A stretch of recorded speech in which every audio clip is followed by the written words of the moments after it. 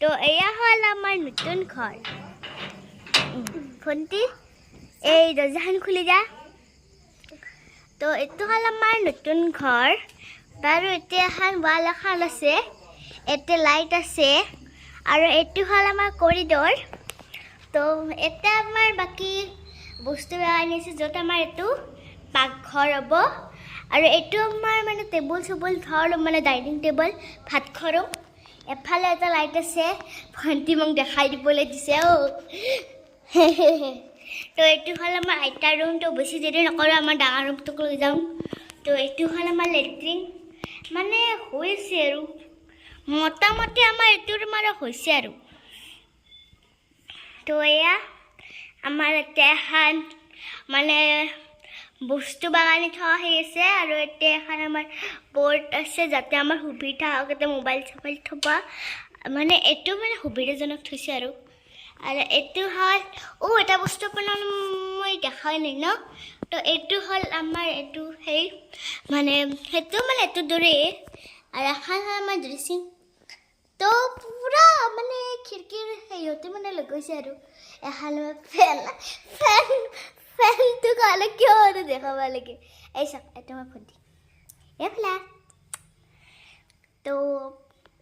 তো আমাৰ ঘৰটো হ'বা পাতি মানে ঘৰটো বনাব মানে 2 বছৰমান হ'ল আৰু তো বলক অলপমান ভাগা ধৰিছিলে এই চাওক এইটো হ'ল আমাৰ বিছনা এখন এতে এটা আমাৰ এইটো লাষ্টৰ ৰুমতে এটা এটা নহয় বাৰু ভুলতো মানে কোৱা যায় মানে এখন মানে দৰ্জা লাষ্টত এফালে মানে আমাৰ মানে বাৰী আছে আৰু এখন আমাৰ চফা তো বেছি দেৰি নকৰোঁ অলপমান দুয়োতে বহোঁ আৰু কি কৰিম আৰু ঘৰটোত অলপমান ৰেষ্ট কৰিব লাগিব নে হয়নে ভণ্টি তো সেনেকৈ আমাৰ ভিডিঅ' আপুনি চাই থাকিব লাইক কমেণ্ট শ্বেয়াৰ কৰি থাকিব ছাবস্ক্ৰাইব কৰিব